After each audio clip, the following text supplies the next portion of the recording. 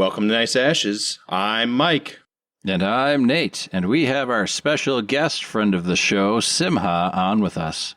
The Sultan of Desire. That is correct. What are we smoking, everyone? We are smoking a Macanudo Inspirado Robusto, and it's the white label. Nice. Connecticut. Yes, we're going to light up, and we'll see, do initial thoughts, and then we'll get into the meat and potatoes of this episode's topic. Lately, I've been getting really into burning the foot before I actually light it. I think it helps. If it does anything. Maybe. I think it makes it a little easier to light. I don't know if it does anything for the overall taste. Do you burn the foot, Simcha? Burning it good. Oh, pretty good first couple puffs. Yeah. No wonder the guy was excited when I bought one. Is this a guy that knows you or just a random guy at the shop? He is a random guy at the shop. I know one of the guys that works there. But the guys at the humidor at Benny's, they know what they're doing. It's always good. And they're local to Chicago area, I believe, or Illinois, right? Mm-hmm. I tried to order some cigars from them, but they don't ship across state lines, so... Sucks to be them. Indeed. But that's one of your favorite shops, isn't it, for cigars? Yeah. There are other places to get cigars, but I just go to Benny's. It's a liquor shop. They have a humidor. The guys are really nice, and they hook you up with what you're looking for. What more could a man or woman need? I went to a piano bar, which was also fun. The cigar guy was, fantastic. Very entertaining guy. I couldn't tell if I was being entertained by the piano or the guy giving the cigars. Was the guy playing piano giving out the cigars, or was the two different guys? There were two different guys, but that would be a cool idea. Thank you for that idea in the future. Yes. Well, first off, I poured, those styrofoam cups? They're just regular old party cups. They're styrofoam. Yeah. I got one almost filled up with whiskey. Heck yes. We're doing this Hasidic style. I'm not doing this little drop crap. No. And then hope it gets the bestie later on. I did a full cup, and hopefully it gets the best of me in about 10 seconds. So, before we start, I had a hard week. This is called Wild Call Tennessee Whiskey. And shout out to all my family and friends and those that gave me the hard week. And I got a new car. L'chaim. That's good that you have a new car, I suppose. Sorry about the hard week. Okay. I am drinking a Fair State Brewing Cold, which is a German-style Kolsch-style ale. I guess you're going to have to chug it. I chugged mine, you can chug yours, right? I have to remember to stop the recording when we get done so we don't say anything incriminating afterwards that finds its way. Part. Two atheists and a Jew walk into a bar. Literally. There we go. So we've got a little bit of housekeeping before we start with our topic. We have an Instagram account now, Nice Ashes Podcast. So go follow that if you want crazy pictures that aren't really that crazy, but, trying to drum up some followers on all fronts. You just send me the stuff, and I'm going to blast them out on social media like crazy. All right. Sounds good. Make some reels, too. I accidentally made a reel just because I wanted to show my shout out you guys gave me, but you got some stuff, make some reels. Yeah, I'll have to look into that. I feel old anytime somebody's like, you should make a TikTok, you should make a reel. And I'm kind of like, I don't know. Anyway, Mike, what are we talking about? So this episode topic was kind of my idea. I brought it up and Simcha agreed. So we're going to talk about Israel-Palestine and also whether or not there's rising anti-Semitism in the United States. That was my initial question was, the news media is covering it and saying that there is rising anti-Semitism, but the news media is not particularly reliable. But we happen to have a friend of the show who would have inside information about that topic. Oh, yeah. That's for sure. So I don't want to sound out of touch. I have no idea what's going on over in Israel, Palestine, Gaza, Hamas. That's kind of perfect. I don't know who the good guys are, the bad guys are, if there are any good guys. I know there are protests in certain colleges and things like that. And I think I saw a news headline just this last week that Israel may have committed war crimes, but there's not really anything anyone can do about it. So maybe just a rundown on what's going on, why it's important. or why it's not important. I don't know. Who's going to give that rundown? I will. I have a fairly good understanding geopolitically. All right. Israel-Palestinian conflict has been going on, one could argue, for thousands of years, but in modern context since 1948, when the British Empire gave a portion of their empire to create a Jewish nationalist state called Israel. There were Palestinians living there, and they were not at that time co-opted into their government, which in the long term probably is the root of this issue. There's been multiple wars and battles and terrorist attacks over the years. Obviously, it's an ongoing multi-generational conflict. We recently had a terrorist attack on October 7th of last year that has sparked a new round of military action. There's a lot of controversy about that and a growing amount of evidence that the Israeli government knew and allowed that attack to occur. That's an accusation that the opposition to the current government there makes. So that's internal Israeli politics type of thing. So it's complex. There's a lot of corruption on both sides of the quote-unquote battle. Hamas is, in fact, funded by the Israeli government. They're protected by the Israeli government. So it's very difficult to say that there's a clear good side and a clear bad side because they've both been engaged in bad behavior over the years. Is Hamas fighting Israel, or is Israel and Hamas fighting Palestine or the Gaza Strip, or who's fighting who and what does each side want? Hamas is fighting Israel. Hamas is a political party. Israel, in some ways, is fighting Hamas, and in other ways is fighting the Palestinians, because they do not appear to be attacking only Hamas. They are attacking civilians. I don't know how that war could be conducted otherwise, but the Gaza Strip is largely considered an open-air prison, and Hamas is largely considered a prison gang, kind of. Because they're not allowed to leave Gaza of their own free will and accord. Gaza is a bad deal. It's not... Simcha, am I speaking out of hand, or are you... I'm trying to portray this accurately. As accurately as I can. So good. You're portraying it as neutral and accurately as you can, and I just had 2 cups of whiskey, so everything sounds good with 2 cups of whiskey. Yeah, exactly. I'm trying to be neutral and accurate because it's very heated on both sides, and I don't think that there is a quote-unquote good guy involved in the situation. There are innocents who die, who are the civilians, both in Israel and in Gaza. But there are not good actors who are involved in the government or in any political party. Are there any ever good actors involved in a political party? Not purely good, potentially. Listen, people make fun of me when I say this, and I'm going to bring this in, whether you guys like it or not. Star Wars is real. I'm watching it with my own 2 eyes, and I'm telling my friends, I'm messaging them, I'm like, guys, my Hasidic friends, I'm like, guys, listen, you see this on the news? Star Wars is real, bro. It's real. Here it is. So what does Hamas want? Hamas wants, if you look at the charter, Hamas wants to destroy Israel. They're very plain about it. I looked at the charter. It's not like, oh, we want Israel to give us back our land, blah, blah, blah. It is, we are out to destroy the Jews. They are not quiet about it.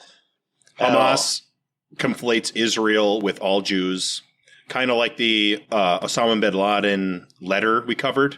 They like to conflate the Israeli state with the Jewish religion, and then they also do not seek a one-state solution. Well, they do seek a one-state solution, but it's a single state with no Jews in it, which is... Okay. They are advocating genocide, essentially. Okay. And Israel then wants to not be destroyed by Hamas, is their goal. They also want to kill all the Palestinians. So one could argue are Jewish. One could argue that the Israeli government is genocidal and that Hamas is genocidal.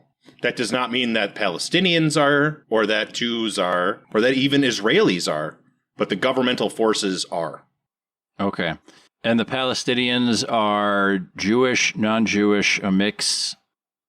They are Semitic, I think the prevailing theory is that the Palestinians originally were Jewish and they converted to Islam years ago. They weren't originally from Palestine. They're from Egypt, Syria, different countries I read. Please fact check me, I had whiskey. Right. Well, see, and you should fact check me too, because it's my understanding that it probably is a hodgepodge because they were a British territory. So, of course, they were going to have a significant amount of immigration. Well, and there's not really any one country that's homogenous with beliefs or, ethnicity or things like that anymore, except that one island that throws spears at helicopters when they try and take pictures of them. But other than that, I think there's a blend everywhere. So, the college kids that are protesting are anti-Hamas or anti-Israel? Because I saw a lot of defund Israel. They're pro-Hamas. Hamas is smart. Just let me know when y'all guys are ready to let me get in my tangent. You go. You get going. I've been preparing for this for days. You got your 2 glasses of whiskey in? No, I got my third glass. Well, get rolling then. Jewish style. Okay. And it's not like a little shot. I'm doing this Jewish style. I know. Get the good stuff out before you fall down. Watch me get really drunk on a podcast. The last 2 I lost sleep. This time, I'm dating. So now I got to get drunk. There's always reasons for me to do it. We're not here to argue with you. First off, I might need to relight the cigar.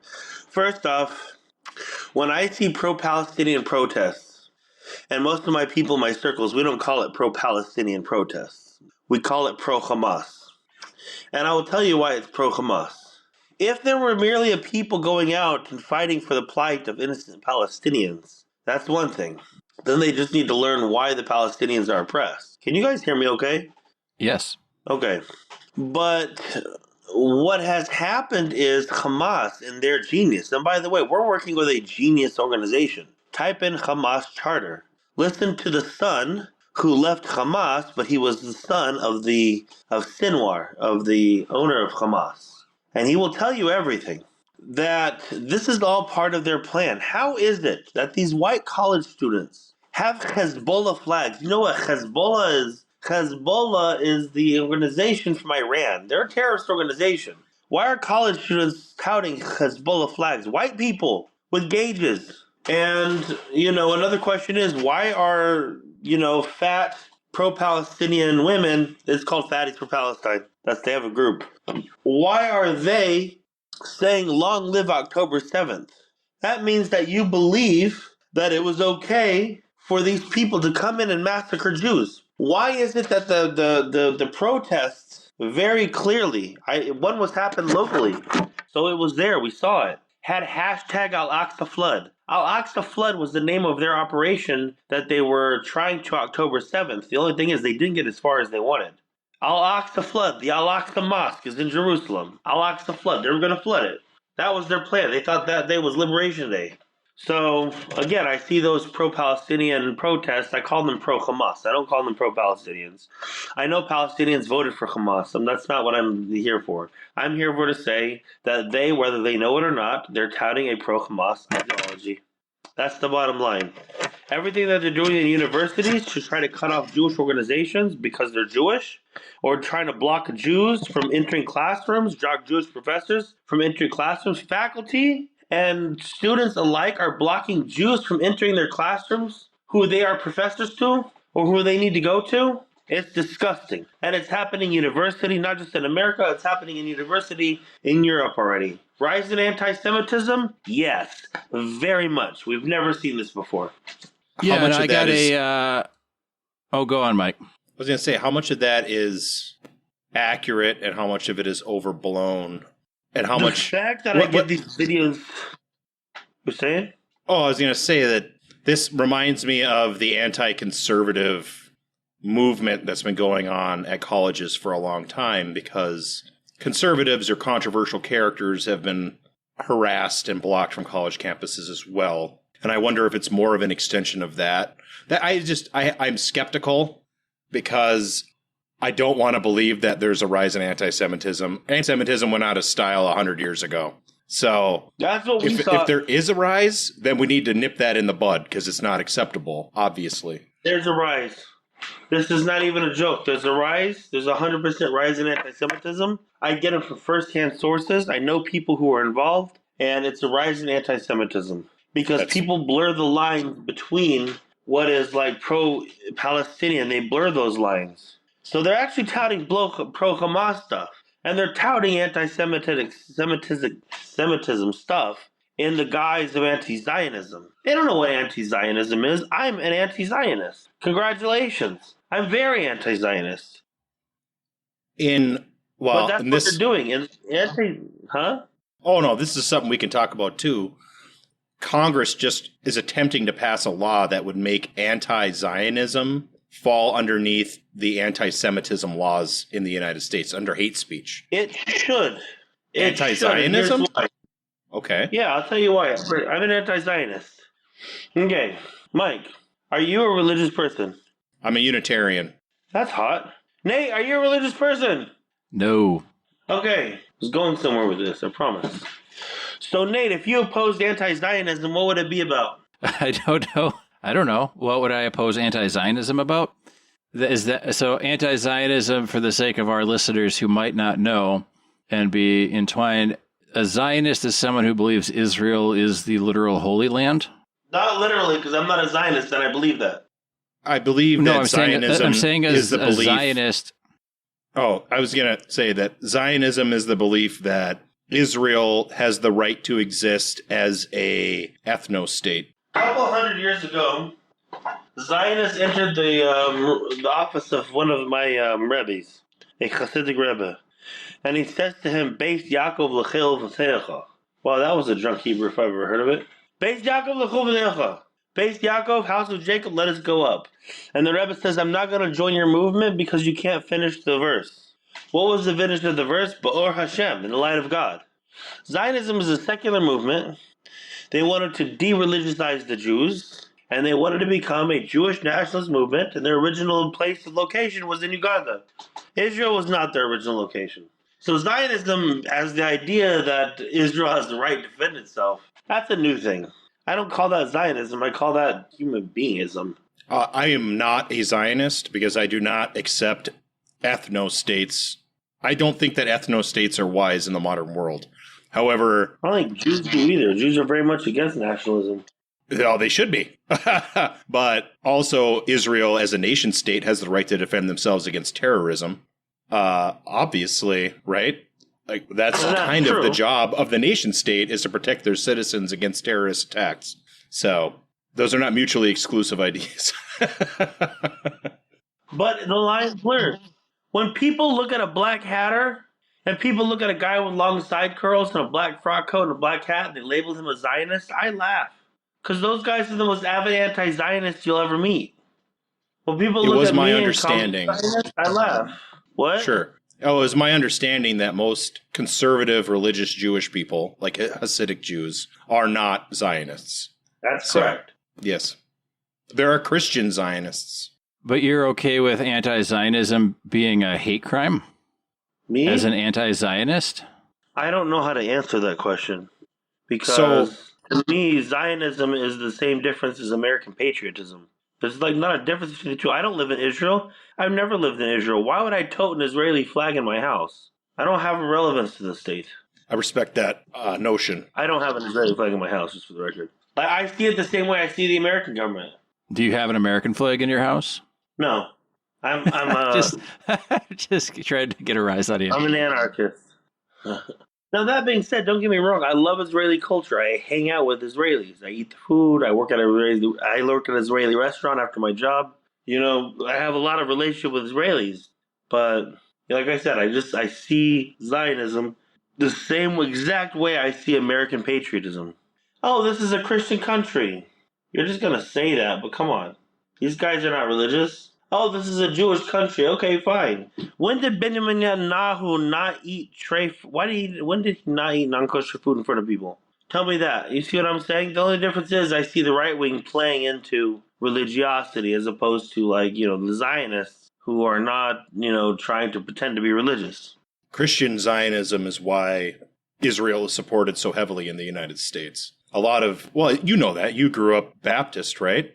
So there's a lot of very conservative Christians who want the end of the world to happen, and that has to be somehow initiated by Israel or Jewish rule in Jerusalem or something. I'm not savvy 100% on that. I can't tell you the number of Facebook posts I've seen from some of my religious friends where they're saying, they have like the big like lion and the Israeli flag in the background. And they're like, the end of times is playing out right now as written and blah, blah, blah, Oh, I believe it. They definitely got a hard on for it, We should do a cigar check. Where's everybody at? What? Where are you at with your cigar and what are your thoughts? My thoughts of the cigar is delicious. I needed this really bad for the hard week I've been. But I've also had killed a bottle of whiskey just now. And Mike, where are you at in your cigar? I'm not halfway yet, but it's good. It's very good. I'm not gonna. I have to be honest with you. The Neturei Karta, those guys that dress like Jews and are very pro-Palestinian, they don't represent what real anti-Zionist is.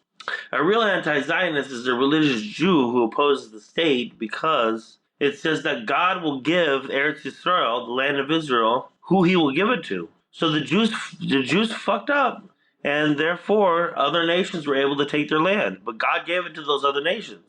So the idea of Zionism is that they're going to take it by their own force, in which they did, and that was the founding of the State of Israel. You'll never hear me refer to the State of Israel as the State of Israel. When I talk about Israel with my peers, or go to Israel, or whatever, I'm not going to the State of Israel, I'm going to the land of Israel. It's like a different concept to religious Jews. And I'm not counting the religious Zionists. There's a group called the religious Zionists, God bless them. It's a step up from nothing. I was aware of all that, but it's really good for people to hear it from you and not from me. Right, because if they heard it from you, it'd be some sort of like George Soros conspiracy. Right, exactly. Well, from me, it means nothing because I'm not Jewish. So they can use a slur against me and discount what I'm saying. Like, you're an American. What do you have to do? You know what I'm saying? I'm an American. What do I have to do with this whole thing? I don't have anything to do with this whole thing except the fact that I walk into my house with a black hat and a frock coat, and I'm a religious Jew. And nothing has happened so far, but people look at that and say Zionist. People look at that and say pro-apartheid, pro-genocide, which is all bullshit because I know people who are fighting in Gaza. I know them personally. I have inside information. Okay, it's like a surgery to them. Having to destroy Hamas and keep the Palestinians safe that are not associated with Hamas. They have to go into this like a surgery. This is a really difficult battle for people. Excuse my friends, too. My friends who would be here with us drinking and saying l'chaim and having cigars and having a good old time right now, they have to be on the front lines. And it's scary. Right. And, well, the Israeli government is as corrupt or more corrupt than our own. So, it's definitely Huh? Oh, right. It's a well-known phenomenon that Hamas has been funded by the Israeli government since the beginning. Just like the United States is funding Al-Qaeda right now to fight in Syria. So it doesn't make any sense from my perspective. I wonder if those guys knew what was going on. Why do we fund terrorist organizations is beyond me. So there is evidence that was brought up by the political opposition within Israel that the government was aware of the plannings behind October 7th, just like the American government was aware of the plannings behind September 11th. Yes. Not that they knew the exact time, but they knew that it was going on. I've seen those videos. It's unsettling. It's very disappointing. It's very disappointing, especially if there is, again, you're saying it's true and I believe you, that if people are conflating Israeli governmental policy with just human beings who are Jewish, then that is dangerous. Very dangerous. That'd be like conflating the American government with some random guy living out in the middle of nowhere, Minnesota, I'm certainly not responsible for the government's actions. Right. It's true that they knew what was happening beforehand. They got phone calls, and they didn't arrive until much later. I don't know what the story is. I don't know if it was a stupid failure on their part or if it was a leeway to go kill Hamas. Look, bottom line is Hamas needs to be wiped out. That's not a question. But why it happened the way it did, there are people asking some questions. I agree with you that Hamas needs to go, do you think that the Israelis are trying to commit a genocide in Gaza? Or at the very least, kill all the people that live in Gaza? No, because there's humanitarian aid that the Israelis are directing them to. In Rafah, as we speak. Rafah is the last place of the Hamas stronghold. And I know for a fact, I heard it firsthand, there are safe zones they are sending Palestinian civilians to for everything they need, food, shelter, medical care, etc., etc. There is a safe zone in Rafah to where the innocent Palestinians can go, and that Israel can wipe out Hamas. I get the feeling that the Israeli government uses Hamas as an excuse to kill Palestinians because they do not want to integrate Palestinians into their society. The government, they already not necessarily have. People. They already have. They can't vote. They can't intermarry. They don't have full rights as citizens of a modern Western nation state. If you're not Jewish, you can't marry Jews. The government says that they can't. It's not the religion. Religious exemptions are all well and good, but the government, I'm for secular government 100%. I'm against religious governments. I'm against ethno-states. I'm a liberal. I'm a Western liberal, right? I think that the government should be non-religious and equal, treating everybody equally. So I'm against that aspect of the Israeli government. I'm not against the Israeli government. It's wonderful that we have at least a Western-style democracy there. But they can make improvements just like we can. So speaking about going back to the funding, I had a discussion with one of our other guests that has been on the show, and we were talking about the college protests, and some people are very upset that the college students are not being allowed to protest. However, there's a difference between protesting and disruptive. I mean, protests can be disruptive, but if they're disruptive enough, then that's where you're kind of crossing the line, right? We lost Simcha. Yes. We will see if he rejoins. I will say that I allowed the cigar to slow down significantly, and it tastes fantastic when it's a slow burn. Almost incredible. Yeah, I'm going to have to slow down because I don't have a whole lot of it left. It's been really good, though. But I'm going to have to go a little slower, and that's what I've been doing. But I like it so far. It's really good. Macanudo is always good. We had a couple rough sticks there, and I'm yeah, glad we we're back on did. track. Yes. I had a little celebration here on Friday, so I smoked some really good sticks, and I'm glad to be back on track. Nice. Some good stuff. Yes. Are you there, Simcha? Sultan of Desire. Calling Sultan of Desire. Are we back? Oh, he's back. We are. We were talking about the students' protests and things, and that there's a line between protesting and being a distraction or going above and beyond protesting. And so that's a thing. And then I was trying to make the point that because a lot of these students have the same style of tent, that there has to be somebody funding them. So I went on to jns.org, which is a Jewish news source, which is why I was asking about it earlier, Simcha. And they went in and basically have a whole article on who's paying for the American campus protests. And it's these student groups. So they've got Students for Justice in Palestine, Jewish Voice for Peace, and Within Our Lifetime. And a lot of these don't have any IRS status in the United States, and a lot of the money and sources of the money are hidden. So there's no transparency. But there's some links to some terror organizations behind the funding for these groups. So I don't want to get too far into it, but there's a reason it's happening, and the reason isn't necessarily the students care a whole lot about what's going on, but that I think that they're just malleable vessels for these groups to make their case to the American public in a different way. That's for sure. I will say that I'm for protection of protest. I think protesting is important. It's an American right. However, preventing professors and students from going to classes and threatening them, which I now believe is going on. I heard it from the horse's mouth, so to speak. That's unacceptable, obviously. Threatening physical violence is not an acceptable form of protest, even in the most extreme cases. I'm also against clearing out protesters if they're non-violent. So there's a line. There's a balance. I'm against the Israeli Political Action Committee as well. So there we go. I don't think that's it. I don't understand how a foreign government can have a political action committee in the United States. Money. It's probably money. Oh, they spend a lot of money. Oh, Simcha, have you heard of the IPAC, which is the American Israeli Political Action Committee that spends hundreds of millions, if not billions of dollars a year to get politicians to support a foreign government? I'm aware of it. Israel does not need support of foreign government. Let me tell you that. I find it offensive. You certainly wouldn't see a political action committee putting money forward to support Russia or communist China. Well, hopefully not. Right.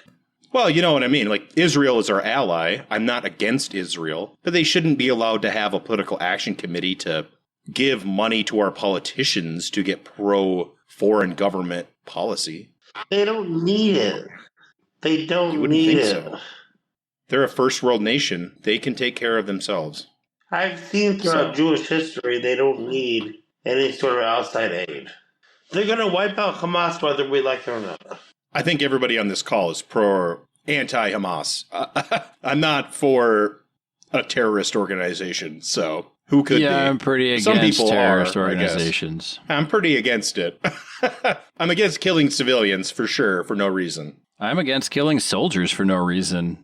To take that one step further, I mean, if we don't need to go to war, we can use our big boy words, or big person words. Let's do that. I know sometimes it's not possible, but you know what I mean? I'm not trying to say I believe we live in a fairyland where everybody can just talk things out, but it would be nice. I agree. I don't generally support military action. We were sold, you and I, our age, we were sold the war in Afghanistan, and then we were sold the war in Iraq. And possibly you could argue attacking Al-Qaeda was wise, but the Middle Eastern actions that the United States has been involved in have not turned out to be wise in the long run. Yeah, I think doing something was wise. I don't think we could have just let that stand. But in retrospect, the 20-year war that spawned was not wise or productive. I do not hear Simcha. I see that he is trying to talk, though. Are you there, Simcha? Yeah, I'm here. Some weird stuff's been happening. Oh, okay. We're here to hear your thoughts about things, being the resident expert about all things Israel-Palestine. First off, anti-Zionism is the religious movement that goes against the secular state of Zionism. So when these secular people, these atheists, I'm not judging atheists, want to control themselves as anti-Zionists for a Palestinian cause, it's not for religious reasons. It's not for the right reasons. The right reason to oppose Zionism is religious, because Zionism was an anti-religious movement that decided to found the state of Israel. That's the main thing. So what would you say to a one-state solution in Israel where they become a secular state similar to the United States? They already are, aren't they? I don't think so.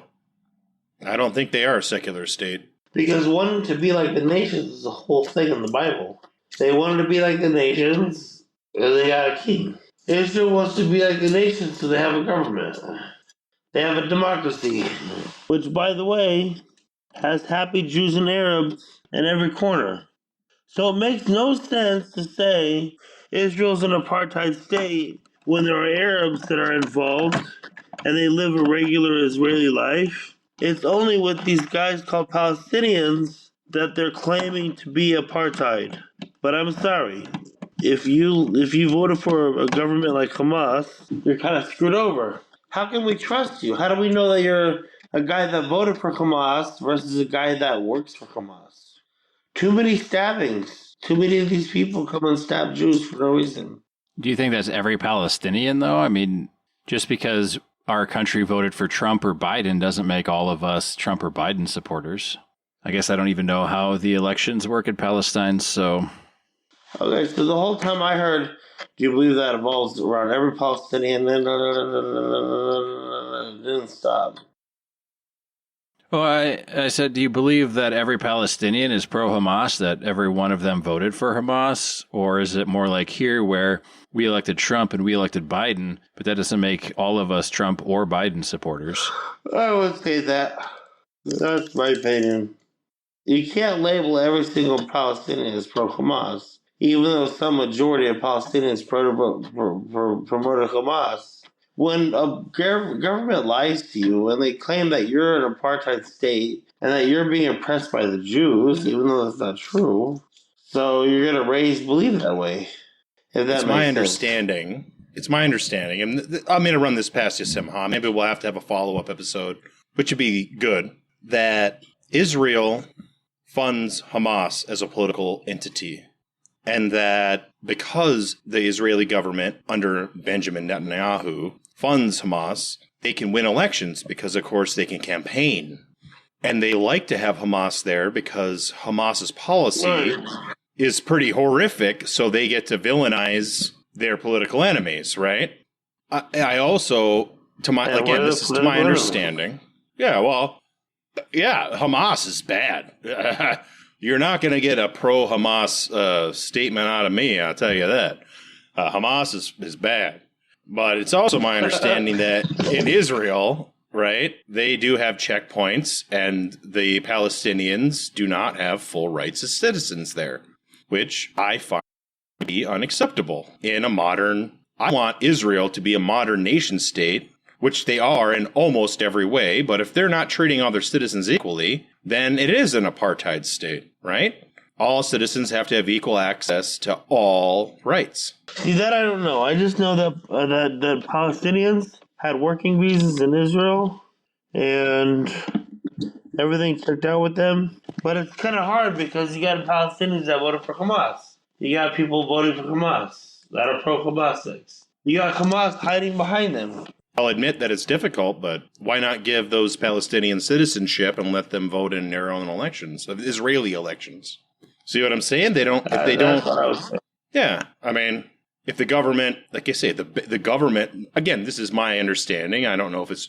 I haven't done enough research to know if it's actually true, but from my understanding is that Palestinians are not allowed to intermarry with the Israelis. They're not allowed to vote in Israeli elections. Well, yeah, if you're not Jewish, you're not allowed to intermarry. Well, that is. Should the government? You're not allowed to marry our people. Should the government be the one to say that? I don't think so. I don't think the government has the right to say that. I was raised Catholic. In the Catholic Church, Catholics can only get married to other Catholics, and certainly a man has to get married to one woman, and it's for life. There is no divorce. That doesn't mean that the government should enforce those rules on everybody in our society. Right. Well, and that's a rule that I have followed, even as a Unitarian. Huh? Jews aren't allowed to intermarry. Well, I understand that, but that's a religious rule. That's not a governmental rule. In the United States, if a Jewish person wanted to marry a Gentile, they would be allowed by the government to do that. Religiously, they would be not allowed, but legally they could. Certainly they could. And I, as a former Catholic, it would be very frowned on for me to marry a Jewish woman. As it is, I married a woman who was ex-Presbyterian and an atheist. Yeah, it's mind-boggling that certain countries still to this day want their governments to be involved in marriage. And that's true even here in America, where they still want to, some people still want to undo the same-sex marriage, you know. And it's like, it's nobody's business but the people being married. It has no bearing on your life.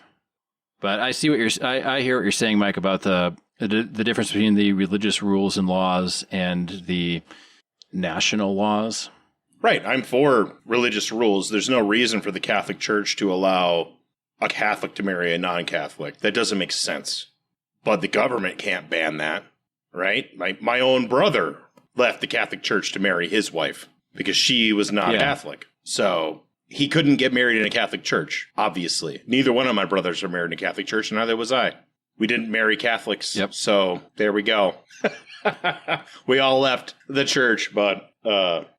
Well, and this might sound bad, but I don't intend it to sound bad. But religion is like extra rules you get to follow. You know what I mean? So if there's extra rules around marriage or what you can or can't wear, technology you can or can't use, days you can or can't work, that's part of the religion, but the government shouldn't be mandating. The government should simply only allow for those observances to be had. You know what I mean? Like protections to let you worship or not worship how you choose. You know, they're supposed to enable you to do what you want to do within the bounds of the law. So, and protect your right to do it. The government should allow you to and protect your right to do it. Nobody should be able to force you to follow their rule. You should be allowed to do whatever you want to do. Maximize freedom of choice. Yes. Not freedom of corporations. No, corporations are not human beings. No. My phone's been glitching, guys. Simcha, you still there? Yeah, I'm still here. Right on, brother. There's a lot of glitching going on.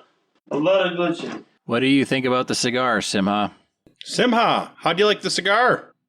I'm almost done. As are we. It's just something's going wrong with the podcast. It keeps glitching. How'd you enjoy the cigar? Good? Yeah, I burned myself. It was delish. Good choice of cigars. Yeah, this one's tasty. I enjoyed my cigar.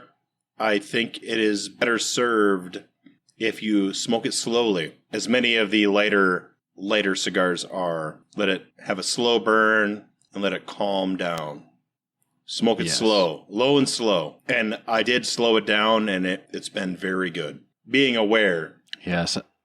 I slowed it down too, and it was really good. And I don't know, I don't think that we have a predisposition against Connecticut's on the show. I know that there's only been a small number of Connecticut's that have really blown us away. Like the Christoph Connecticut we both really liked. I think this one was really good. I think it was very good. I've said it many times, and everybody who's listening is tired of hearing it. It's similar to coffee, where it's more difficult to make a light roast coffee that is good than it is to make a dark roast coffee that is good. So, yes, I recommend it. It's wonderful. Smoke it slow. Sip, don't suck, as they would say. I'm not going to touch that one. Yeah. If you're rolling coal, you probably should let it cool down and enjoy the experience a little bit. That is true. So, I think that's going to wrap it up for the episode. Hopefully, we were somewhat illuminating about the topic, or at least gives you a little nuance to the situation. Yes. I'm not sure if we're going to get Simcha back to say goodbye. He's been fighting his phone or his internet. I'm not sure which. He was complaining about not being able to hear or having kind of stuttery audio. However, I haven't had any of that on my end, Mike. Have you? I have not. Okay. I believe the issue might be related to other Don't say whiskey. factors. Don't say whiskey. I wanted to ask him if it was a church cup, because we used to have the little church styrofoam cups, for coffee. Yes. I'm like, that has to be just a standard thing that every institution gets. Their little short. Yeah. Every listener synagogue cup. who went to church as a child had the same cup, or still goes to church. Whoever still goes to church nowadays, whatever you want to do, it's your choice. But yeah, the 3-inch tall styrofoam cup. That's what I imagine it was, which is a significant amount of whiskey to drink in one go, for certain. So I was pairing whiskey with my cigar as well, but I was doing Four Roses single barrel, which is our well drink at my house. So I had 2 Glencairn, little shots in a Glencairn. So enough to feel good. He was on his third, the last count I heard. Yes. Well, third full cup. We all enjoy ourselves. Which is fine. It's all good. Yes, it's all... No judgment here. No, it's all fun and games. It's all fun and games. So, as long as Simcha doesn't drive his brand new car, we'll be okay. Yes. We will be fine. Well, we certainly do appreciate Simcha coming on. We hope he has a better week this coming week than he did last week. And thanks for listening. Be safe. Have fun.